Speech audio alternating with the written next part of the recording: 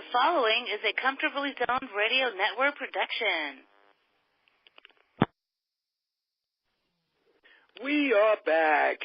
New York baseball, past, present, and future. I'm Ralph Tyko with the Comfortably Zoned Radio Network, and this is an all-Mets show tonight. Robert Deininger is on assignment. Marty Rose is here. I'm here. And we have a new to the booth, Robert Cole, not new to the Comfortably Zoned airwaves. He's been a regular guest on the Dodgers show with Peter Tronk and Ronnie Rabinovitz. Get well soon, Ronnie. Incidentally, he's a bout of pneumonia, is in the hospital, and we're wishing him the best. He's had a rough year health-wise, and we're rooting for you, Ronnie. And Robert is, as I was telling Marty off the air, one of the great all-time Dodger fans of all time. How about that for redundancy? And Robert goes back, as do we. We're all the same age, to the birth of the Mets, who have a bunch to be thankful for these days. We got the Mets acquired Adrian Gonzalez, signed him as a free agent, and he's pending a physical. I'll let Marty start and give a reaction to that. Do you think that this is one of the key pieces that we've been looking for? Well, it's only a 1-year fix. I would say that they obviously don't think that Smith is ready yet. At first, I mean, they only gave him a couple of months at the end of last season. You know, he only hit like 198, but he had a little punch. A little bit. 9 home runs. But, they're obviously not ready to turn over the keys. But if Gonzo's healthy and they're paying him a very minimal amount of money, I don't know, the Dodgers must be picking the rest of it up, I guess. But the Braves are. Okay. Because the Dodgers traded him to the Atlanta Braves. The Braves are picking up the chunk of his salary. That's what the Braves got him and released him. I guess that was just a salary dump to so that they could acquire, so that they could move Kemp back to the Dodgers, if I'm not mistaken. And the deal was, before he would give up his no-trade clause, the Braves had to agree to release him right away. So that was all part of the deal. Oh, didn't realize that. I thought they decided afterwards, but no, that was the prenuptial, if you will. Okay, so his downfall was basically attributed to his bad back, and Bellinger having a great year. Yes. Right. He couldn't. Even when he felt better, he obviously couldn't come in and win that job. And Bellinger's a surprise. He's like 20 years old, if I'm not mistaken. Yeah, and the other surprise is he's never been a home run hitter in the minor leagues. He's really? Never exhibited the kind of power he did when he went to the Dodgers. Right. Well, there's this new stroke that everybody's using, low to high or whatever it's called. That's it. It's an uppercut. Launch angle. Yep, launch angle. Yep. It seems a little crazy, but can you imagine Red I'll tell you what, Scully in the old days talking about launch angles like they do now? Bob Murphy, what's your impression of the launch angle? Hey, let me ask you guys if you have the same memory of me when the Mets Mets were born, that Bob Murphy is now looked at as this real icon. Bob Murphy, announcing booth, this, that, and the other thing. He was very poor to mediocre, as I recall, in the first year or two. You guys? Yeah, and he was sort of the third guy in the booth. Lindsey Nelson was, of course, the icon at that time. And Ralph Kiner was the new guy, but he had all the pizzazz, the Hall of Famer and all that stuff. Right. Yeah.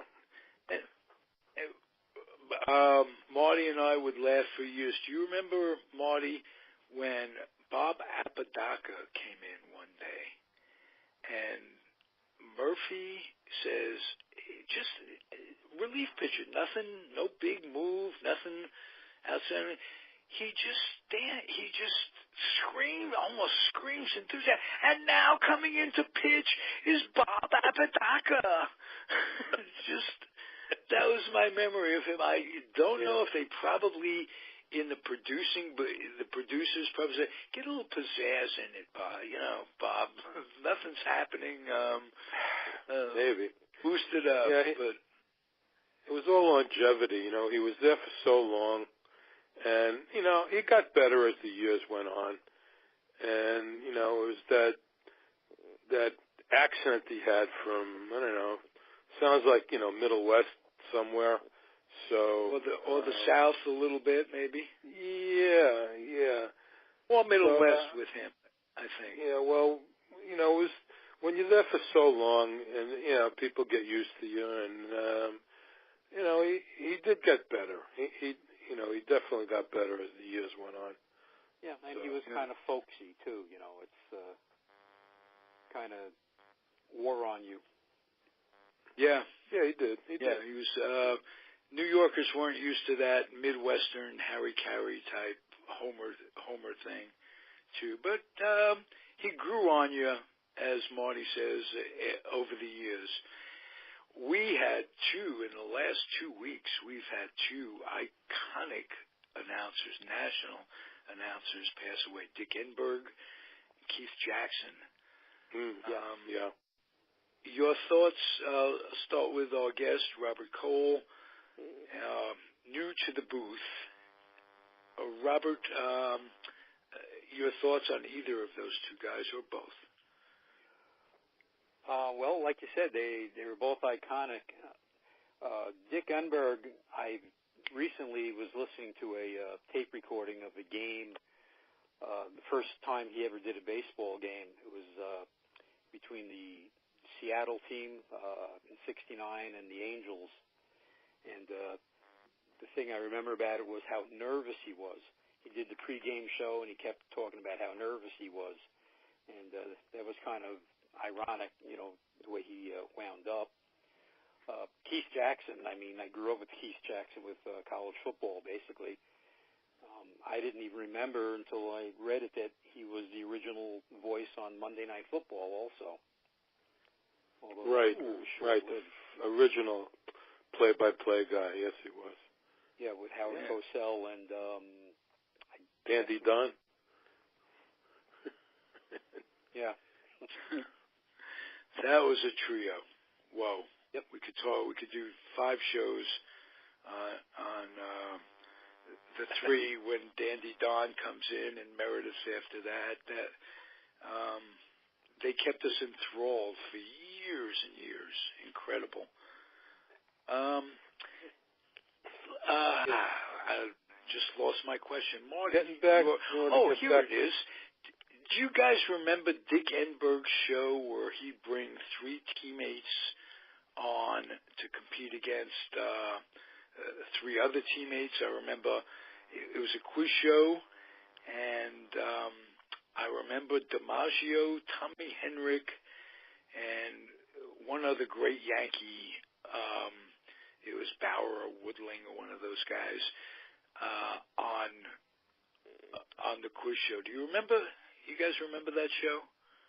Yeah, I do vaguely. I remember they had a redo of the '55 World Series. I think they had Duke Schneider. and a couple of the other Dodgers, and they had like Whitey Ford and Mickey Mantle on against them. I vaguely yes, at one time, and I think it was all sports. I think the quiz was all sports. Must have been with that producing to get as many athletes as they did. But that was a great show. And Enberg was the Angel. That was his first year. He was the Angel announcer for a long time. And Keith Jackson, Marty, I don't remember you and I talking much college football. No. When we were growing up. No. Because, look, New York City was a professional town. Right. It was just it. The only college stuff that I ever paid attention to when we were growing up was maybe a little college basketball because of the tickets we used to get. Right. I think a lot of college doubleheaders and the holiday festivals. Yeah, a lot of college doubleheaders in basketball. Yeah. But football, there was never any local team that was any good anyway. Right. And there still isn't, for that matter, but that's another story. I do remember Columbia playing Army when Eisenhower was president. I used to, me and the Bear used to go to Baker Field. I used to get tickets to the Columbia games. Who the hell would go to a Columbia game? Me and the Bear. That's it. We went, we used to go sit out there in Baker Field just to see a game, it was great. But really...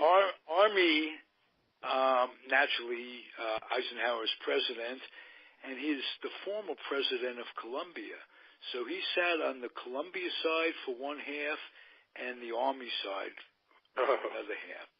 And I thought that was pretty cool. I got to at least see him from a distance. So better times politically. It's when your president was looked at as something. There was a reverence for the office. Let's put it that way. Whether you voted for the guy or not. Now, if Trump went to a game, imagine the booing on both sides. Last week at the national title game, he came out. He was at that game. Right. I want to get to know you, Robert, a little bit, and between the time the Dodgers left and the Mets were born, we were like 12, 13, 14, prime of our baseball fandom. And I don't know, did you follow the Dodgers when they went to L.A.? And when the Mets came in, was there a decision to be made as to who you were going to root for? Well, I still follow the Dodgers, although it was hard, because a lot of times when they were playing on the West Coast, I'd be leaving for school in the morning. I wouldn't even know who won the game. And it wasn't until I came home and read the Newsday or the Long Island Press that I even knew what the final score was. So it was a little tough, but I did root for the Dodgers through 58, 59, right up till 62, basically. And little by little, as the Brooklyn Dodgers faded into the sunset, I became more and more Mets and less Dodgers. Okay. Initially, the first year when the Dodgers came back to play the Mets, who did you root for? That was hard, okay. I actually went to the doubleheader that Memorial Day. My dad took me to that first time the Dodgers came back in. And Gil Hodges hit 3 home runs in that doubleheader. I don't know if you remember that. One in the first game, 2 in the second game. In the first game, they were against Sandy Koufax, and Koufax supposedly grooved one to Gil just for old time's sake. That was, I think, like a 10-5 or 12-5 loss for the Mets. And then in the second game, the Johnny Padres started, and Gil hit 2 home runs early in the game and was in the on-deck circle when the last out was made, and I believe that was like a 5-4 Met loss. And okay. after that, loss, what a shock. Yep. When the Dodgers played the Yankees in the World Series, those couple of years, of course, I rooted for the Dodgers, but it just became less and less and less. And in that interim, how is it with you now? Did you take any satisfaction in the Dodgers playing so well and getting to the final game of the World Series? Not at all. Not at all. I have absolutely no rooting interest in the Dodgers whatsoever now. They're just another team. Was there ever a time when you showed allegiance to the Yankees between those years, before the Mets came in? Okay.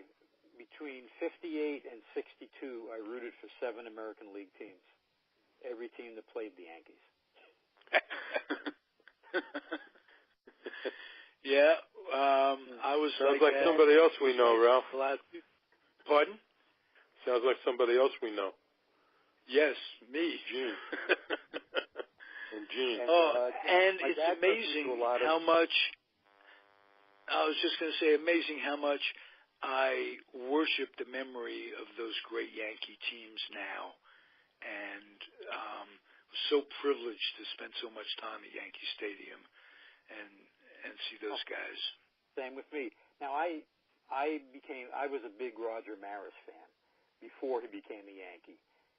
Gil Hodges was my favorite player, and Roger Maris was my second favorite player. He was like my replacement for Gil Hodges, and he came up with Cleveland. Was he with Kansas City or Cleveland when you started following him? With Cleveland. In fact, I still remember in '57, reading about him in the Sporting News and liking what I read about him. Well, I don't remember where I heard it, but one of the Yankees, when it was announced that Cleveland traded Maris to Kansas City, said in the clubhouse, "We just got Maris." Yeah, exactly. Well, the old story when how they got Clete Boyer, right? They already had 2 bonus players, Frank Leger and Tommy Carroll, and they couldn't afford another bonus player because they had to stay with the team for 2 years at that time. They had Kansas City sign him. Kansas City kept him for 2 years, and then after those 2 years were up, Kansas City traded him to the Yankees. The Yankees sent him to the minors for a couple of years, and then they brought him up. And, that was a joke back then. Kansas City was nothing more than the minor league team they always were for the Yankees. And I'll tell you a funny story. Not only to add insult to injury, when Charlie Finley bought the Kansas City A's, he hired Eddie Lopat as the general manager. And he tells him, "I want an end to this craziness of we being the farm club." He tells Eddie Lopat not to trade with the Yankees. Next week, he makes a trade with the Yankees. He just totally ignored Finley. Yeah. But anyway, that's a Kansas City thing. He was going to be a star. The problem was he just couldn't play he hated New York. I don't know. You were a Maris fan. What was behind that, Robert? Oh, he was a country boy basically. He was hated by Yankee fans because Mickey Mantle was supposed to be the anointed person to take over for Babe Ruth and Lou Gehrig and Joe DiMaggio, and all of a sudden Maris is the guy that's threatening the home run record, and he was absolutely booed horrendously by New York fans. I went to a lot of games that year, '61, and just he was treated horribly by the fans. He was treated horribly by the press. In fact, his hair was falling out that he was under so much stress during that year. And he just really didn't like it. I mean, he loved it when he had the chance to go to St. Louis. You know, the Yankees traded him to St. Louis. And, yeah, they lied about his wrist. They withheld information from him. Did the Yankees about his broken wrist? They said it was sprained. Right. This, that, and the other thing. He was happy to go to St. Louis. He was very happy in Kansas City, the Midwest, and just wasn't a New York guy. There are players that respond well. Nolan Ryan is one of those that responded not well to New York, if I remember. Right. He hated it and forced the trade. I don't know if it was some sort of competition with Seaver or this, that, or the other thing, but he needed out of New York. And some players thrive on it. Some player, I mean, you can see Reggie Jackson as an example comes and just not fazed at all by the press or the pressure of getting all that money. Yeah, he thrived on that, Reggie Jackson. He just loved that. Yeah. A guy Did you guys see the movie 61? Mm-hmm. Yes. Marty, did you see it? Yes, I did. Mm-hmm. Did you guys think it was well done? I did. Yeah, it was okay. You know, I don't think ever there was a baseball movie that you could say was really well done. I mean, it's so hard to do baseball. Right. 42 is good. I don't know if you've read the book, 61. By Tony Kubek, if I'm Correct. not mistaken. Yeah. He an excellent book. You know, the key to that is that they had no injuries that whole year. I think it was arguably the greatest Yankee team we saw. Given 4 catches, hit over 20 home runs each, that wasn't bad. You had Elson Howard, Berra playing left, platooning with Lopez. I had as a guest on Peter Golenbach's show last night, Ralph Terry. Oh, did you? And he gave us like a 50-minute interview. He's 82, and so I'm going to post that tomorrow, and you guys can listen to that. It was pretty terrific about, like I say, a great Yankee team. What was ironic about, to get back to the Maris being booed, is that the Yankee fans booed Mantle horribly for many, many years. And I think it wasn't until that home run race that he finally won the hearts of New York fans. Well, it's when the Yankees got Maris, okay? In 59, they didn't make the World Series. They saw that they needed another slugger. They made the trade in 60, and Maris became the MVP in 60 as well as 61. And, you know, from the moment they got him, Yankee fans kind of rallied behind Mantle and against Maris. Right. Which Mantle got hurt at the end of that year, 61. You know, he had several injuries. He had an infection in his leg that they were draining. He had several things going on that year. Yeah, well, he was out at the end of the year. I understand that Mel Allen, the Melvin Israel, sent the doctor up to take care of it. Yeah, essentially, he had the clap, and a doctor used a dirty needle, infected it more, and there was this big hole in his hip, and it was being drained, and that I think that probably cost him the home run championship. That right there, they were neck and neck. Yeah, they were. It was like 56 to 54 at one point, something like that. Right. It was very, very close. And then Mantle basically lost the last couple of weeks of the year. Okay. But the Yankees basically wrapped it up. Let me segue a little bit to the early Mets. And if you guys remember, when they were formed, they went to the Dodger well, the old Dodger players, the Don Zimmers. They tried to sign Billy Lowe's, who said, forget it. I think Johnny Antonelli was another guy they tried to sign, but he was the only Giant that they went after. They went after a bunch of Dodgers. Snyder came over in '63. Correct.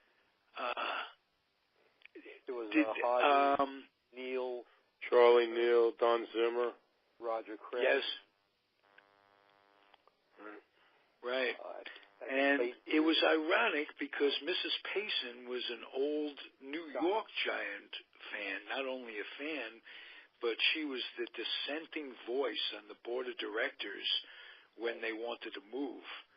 She was the only one to vote against that move by Stoneham when he and well, actually, I'm going to let Robert tell about the collaboration of O'Malley and Stoneham to move. Real briefly,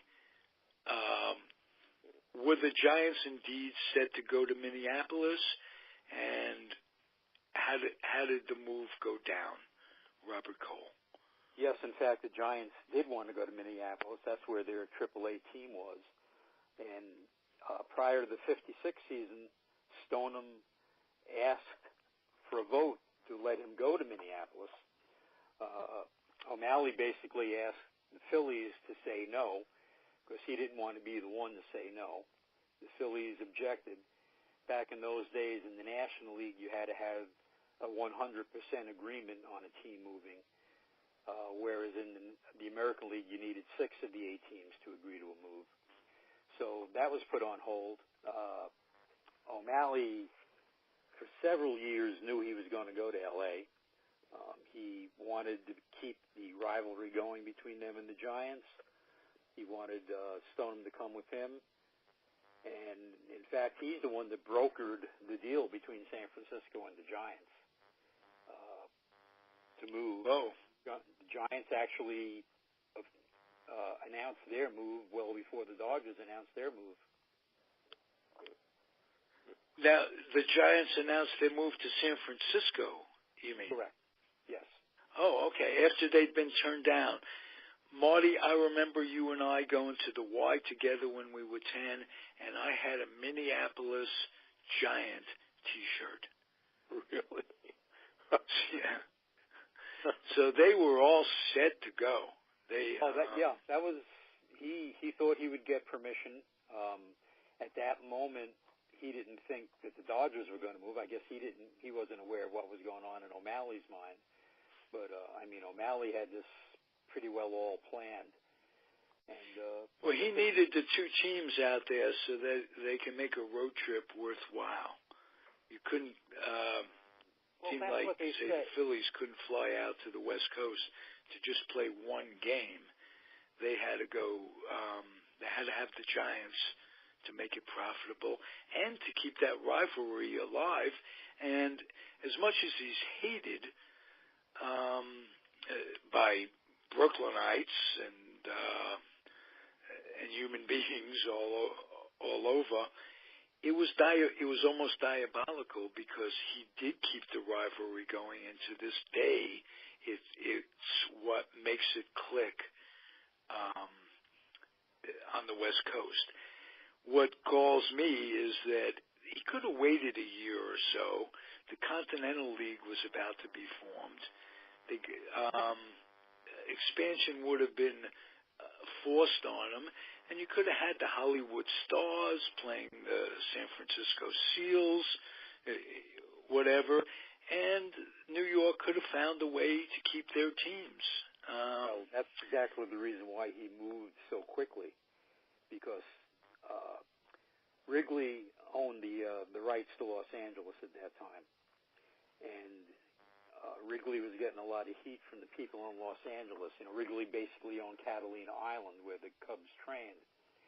And whenever he went out there, he got a lot of heat from politicians, from the citizens, because they felt that he was the one holding back them getting a major league team. And he was basically looking for anybody to go out there. And, of course, he could block anybody from going out there, such as the American League. O'Malley knew this. He just was sitting and waiting. And when the pressure got too much, he knew he had to either move now or it wasn't going to happen. So that's why he decided to do it when he did it. Okay. Here's another question that's been going through my mind for like 50 years.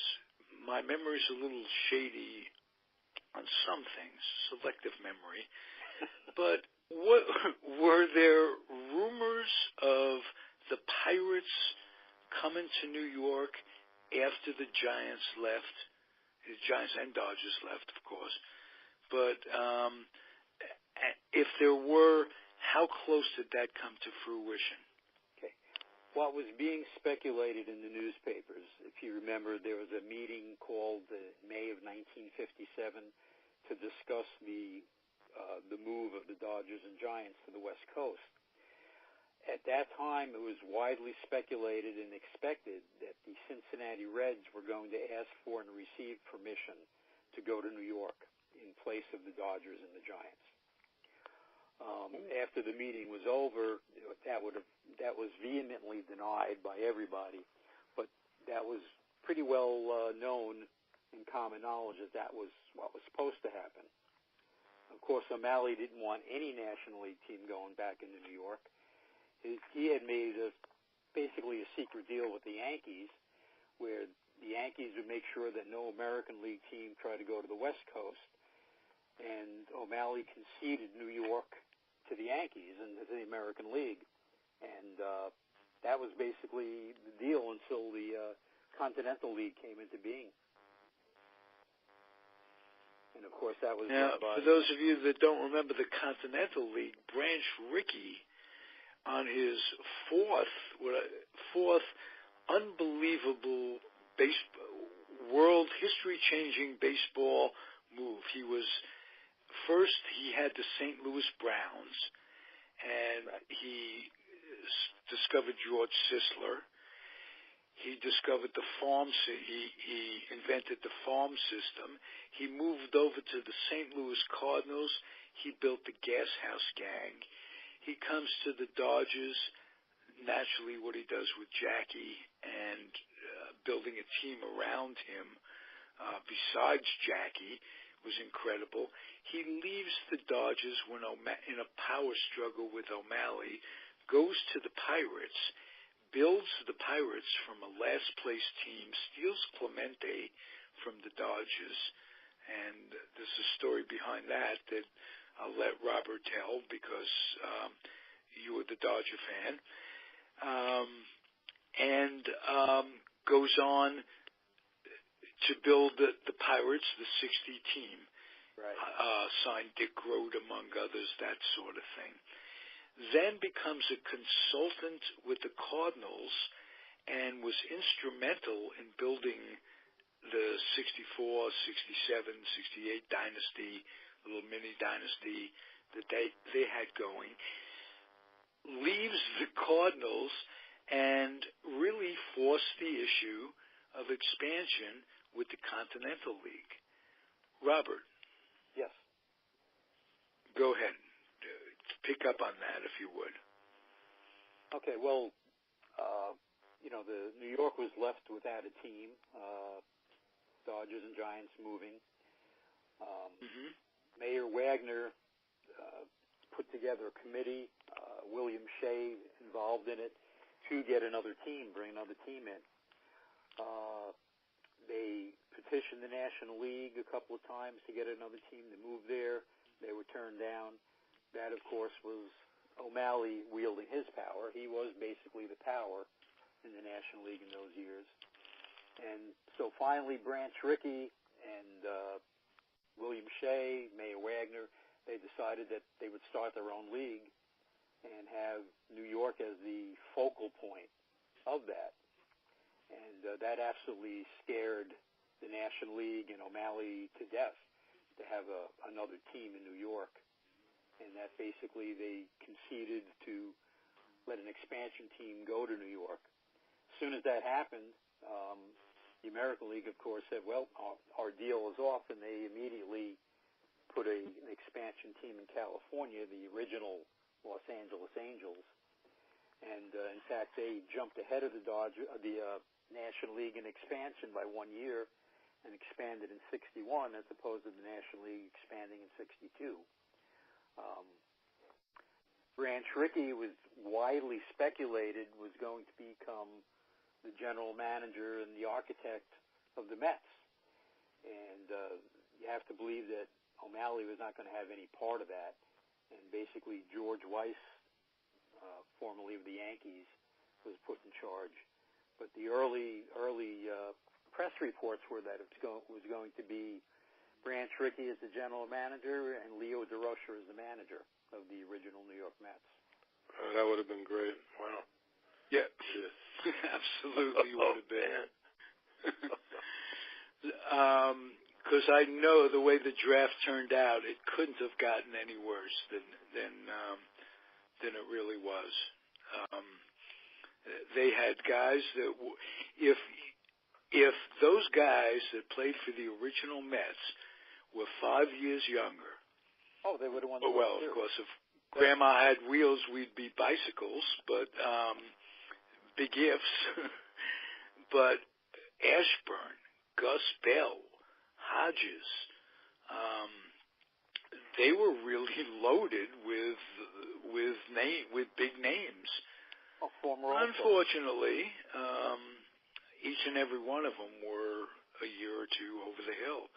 And what's really sad, the guys that, the young guys that they drafted, Charlie Neal, for instance, boom, from Rookie of the Year in 59, he's over the hill at 62. He was horrible. Or he's over in 62. He's over the hill. As a Dodger fan, was that drinking, Robert? Was he just a partier, or what was that about? No, he was never known to be a heavy drinker or a partier. I mean, there were several Dodgers that were. Newcomb, of course, Don Zimmer, Johnny Padres, Don Besant. They all like to tip the bottle quite heavily, but nothing was ever said about Charlie Neal in that regard. He just seemed to lose it all of a sudden. You know, he had an all-right year in 62. 63, not good at all. He wound up getting traded to Cincinnati. And he wound up being a Greyhound bus driver, believe it or not. Oh, really? Yes. I'm an old dog guy, being afraid to fly. Wonder if Charlie Neal, he probably would have dropped the steering wheel.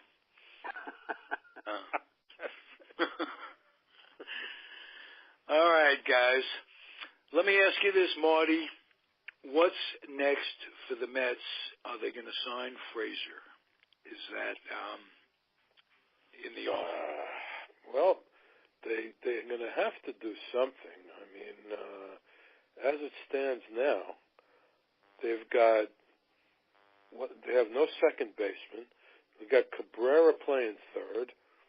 Unless they put Flores at second, or one of these guys that were on the Las Vegas shuttle last year, T.J. Rivera or Chichi or Reynolds, which doesn't make any sense. They got a young kid, this kid Guillaume, who he was only an A last year, and he was in the Arizona Fall League. He did pretty well, actually. But Very well. But he's not ready yet. So, if they got Frazier, then he's very good defensively. Right? But, he's a 220 hitter basically.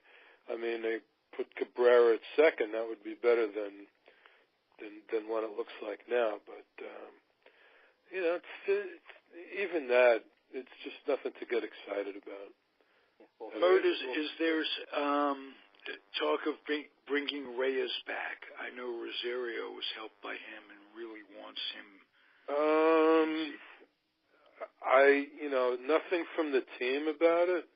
It's been talked about on the airwaves, but he would come cheap if they wanted him. But they could wait.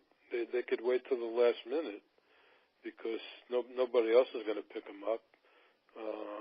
So, if they had to, they could. But I haven't heard anything from, nothing from Alderson. He doesn't really say much at all about anything, to tell you the truth. Yeah, he's playing very tight to the vest right now. Yeah.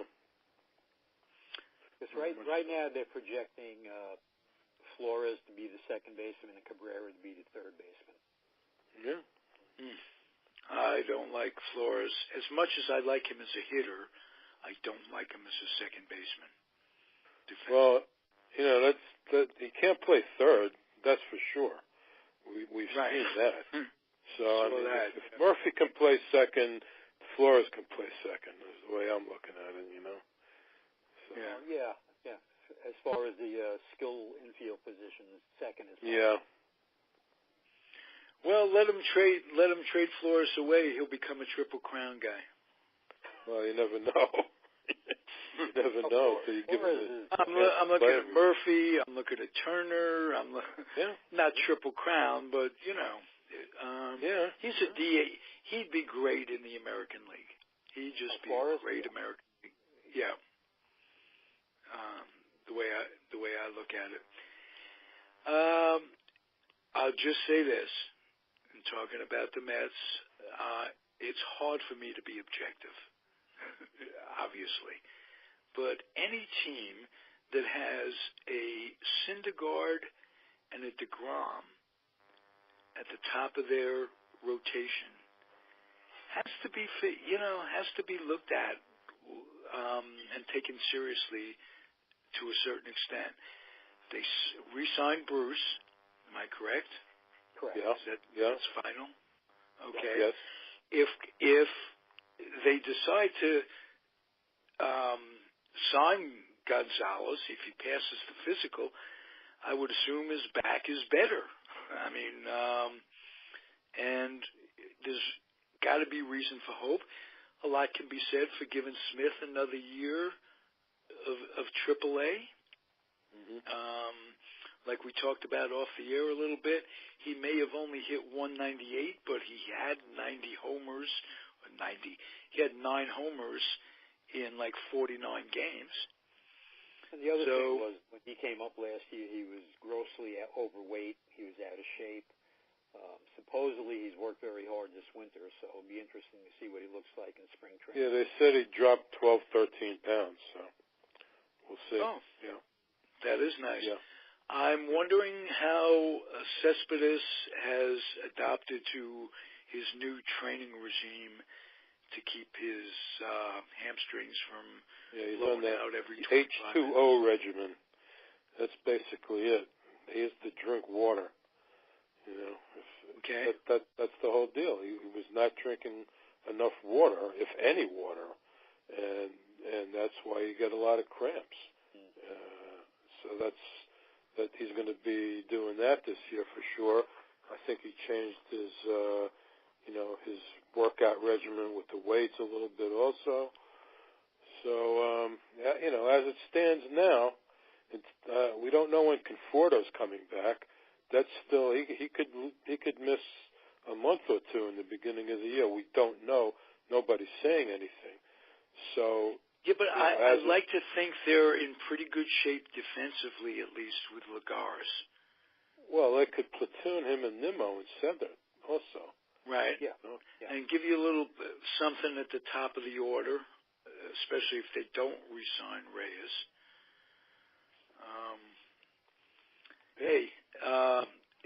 They're spotty. Let's put it that way. That's the best I could say. I want to ask you guys, is Frazier a good defensive third baseman? So yes. and if they sign him, I could at least say he may only hit 210, 220, but he's got some punch and he plays good D. He does play good defense. Yes, he does. Okay. He'll probably hit you 25 or 30 home runs, with the 210. Okay. And you gotta like the way Cabrera came up a year or two ago when he came up big for them. I think he's got something left in the tank too. So, hey, listen, this is the time for hope and for good vibes. I'm looking to grab onto anything that I can. I go back to Syndergaard and DeGrom. After that, there's a lot of question marks in the rotation. Yeah, well, right. Harvey, though. Harvey, Matz, Wheeler, Matz and Wheeler seem to always be hurt. Harvey, you don't know what you're going to get. Lugo, Gesellman, Montero, these guys, I don't know. But I'm still calling for, remember this kid we were watching in Binghamton last year? Corey Oswalt? Oh, yes. He's now on the 40-man, and I'm going to make a prediction that we see him in spring training. I hope they don't send him to Las Vegas. I really do. Because if he shows something, I wouldn't be shocked if he made the team, considering the new manager is a pitching guy. I would not be shocked. Right. So, 6'5", nice. 250. Yeah. And you know who I'm rooting for to come up big is Nido, the catcher, because I really think between Darno and Pilecki that they're pictures of mediocrity. Yeah, well, they'll probably be in AAA this year, Nido, because he was only in Binghamton last year as well. Yeah, so, I know, but guys come out of Binghamton at times. They do, yeah. No, they do. Yeah. I don't like the pitch. All right, gentlemen, this went very well. I enjoyed it. Robert, welcome. And we'll be back next week, same time, same bat station.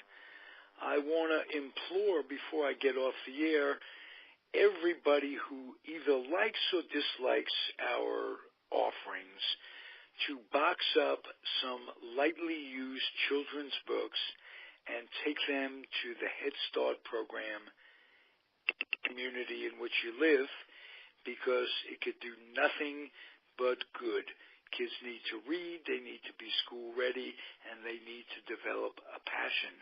And when we were kids, we did it through reading the history of baseball and books, Jackie Robinson, this, that, and the other thing.